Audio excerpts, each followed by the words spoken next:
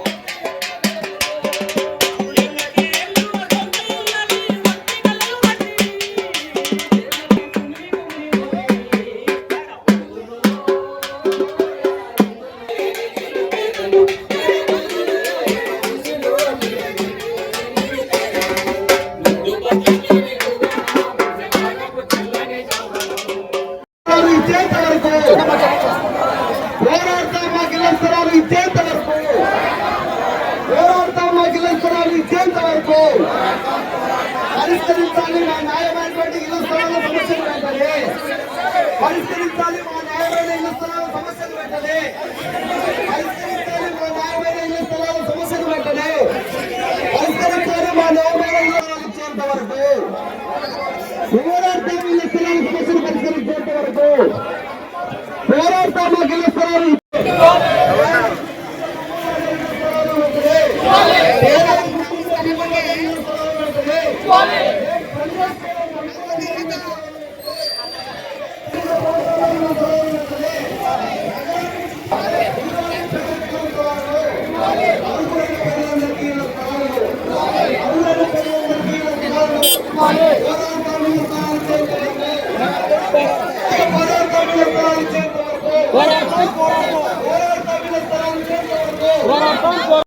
కూడగట్టు ఈరోజు ఈ కార్యక్రమం తీసుకోవడం జరిగింది.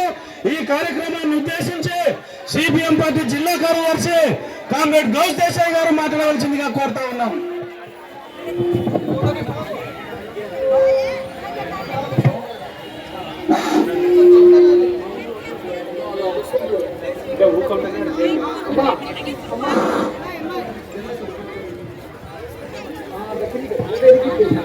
సోదరి సోదరులారా, నగర ప్రజల జిల్లాధికారులు హెచ్చరిస్తా ఉన్నాం.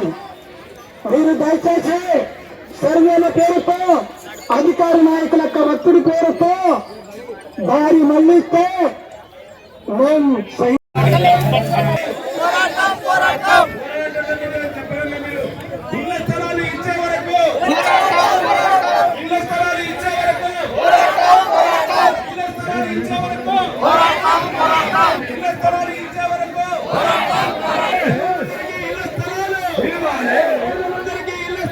రాజీనామా చేసి పట్టాలు పంచినటువంటి చరిత్ర మనకు తెలుసు.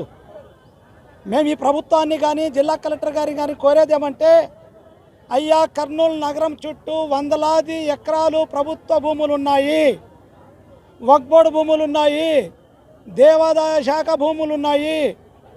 ఇట్లాంటి భూములన్నీ కూడా ఈరోజు రియల్ ఎస్టేట్ వ్యాపారస్తులు, రాజకీయ నాయకులు, ఇంకా దౌర్భాగ్యం ఏమంటే ప్రభుత్వ అధికారులు, అది రెవెన్యూ అధికారులు కానీ పోలీస్ అధికారులు కానీ వీళ్ళందరూ కలిసి ఈరోజు దోపిడీ చేసేటువంటి పద్ధతి కొనసాగుతూ ఉంది. మా దగ్గర ఆధారాలు ఉన్నాయి. సిపిఎం పార్టీగా మేము ఛాలెంజ్ చేస్తూ ఉన్నాం. ఏ అధికారి ఏ రకంగా ఎన్ని ఎకరాలు ఎన్ని సెంట్లు ఆక్యుపై చేసుకున్నాడు, ఏ రాజకీయ నాయకుడు ఏ రకంగా చేసుకున్నాడు అనే విషయాన్ని మనం చెప్పాలని చెప్పి నేను కోరుతా ఉన్నా. ఎంత దౌర్భాగ్యం అంటే సిపిఎం పార్టీగా మేము కొన్ని స్థలాలు గుర్తించాం. ఆ స్థలాలు గుర్తిస్తే ఆ స్థలాలు అప్పటికే కబ్జా గురి అయితే ఆ కబ్జాకులను పక్కన పెట్టి పేదలకు స్థలాలు ఇవ్వాలని చెప్పి మేము చూస్తే ఆగ మేఘాల మీద పోలీస్ అధికారులు వచ్చారు, ఆగ మేఘాల మీద రెవెన్యూ అధికారులు వచ్చారు.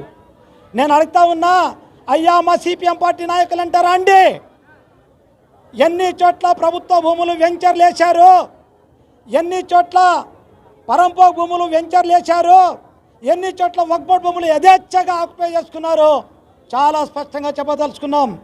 ఉల్చాల రోడ్డులో వక్ఫ్ బోర్డు భూమి, ఈ కర్నూలు నగరంలో బాగా పేరు పొందిన రియల్ ఎస్టేట్ వ్యాపారి యథేచ్ఛగా పోయి అక్కడ వెంచర్లు వేస్తుంటే కళ్ళు కనబడవా? అధికారులు కళ్ళు మూసుకున్నారా?